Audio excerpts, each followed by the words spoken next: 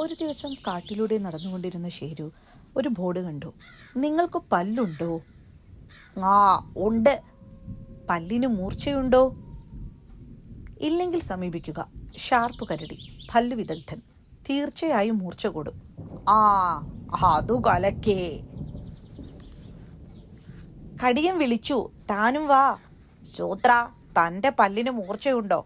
അതെന്താ അങ്ങനെ ഒരു ചോദ്യം? ഇല്ലെങ്കിൽ തീർച്ചയായും മൂർച്ച കൂട്ടുന്ന ഒരാളുണ്ട്. പല്ലിന് മൂർച്ച പോരാ, മൂർച്ച കൂട്ടുന്ന ഒരുത്തൻ ഇറങ്ങിയിട്ടുണ്ടെന്ന് കേട്ടോ.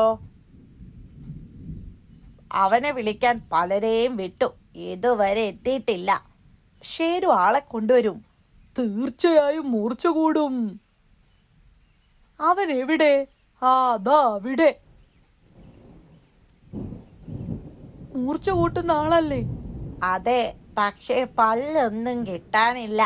അതോർത്ത് വിഷമിക്കേണ്ട, ഒരു വായ നിറയെ പല്ല് തന്നെ കാത്തിരിപ്പുണ്ട്. ആവോ?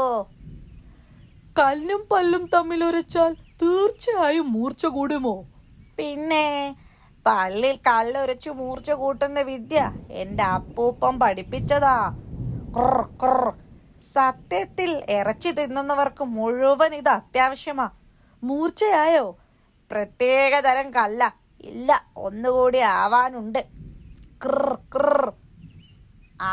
ഇത്രയും മൂർച്ച മതി. ഇതാണോ മൂർച്ച കൂടിയ പല്ല്? പല്ലോ? ഞാൻ ഈ കല്ലിന്റെ കാര്യമാ പറഞ്ഞത്. ഇറച്ചി മുറിക്കാൻ ബെസ്റ്റാ. ആദ്യമായിട്ടാ ജീവനുള്ള ഒരാളുടെ പല്ലിൽ കല്ല് മൂർച്ച കൂട്ടുന്നത്. കടിയൻ സിംഹത്തിന്റെ ഗുഹ ഏതാ? ഞാൻ ഷാർപ്പ് കരടി, പല്ലു മൂർച്ച കൂട്ടാൻ എന്നെ അന്വേഷിച്ചെന്ന് കേട്ട്.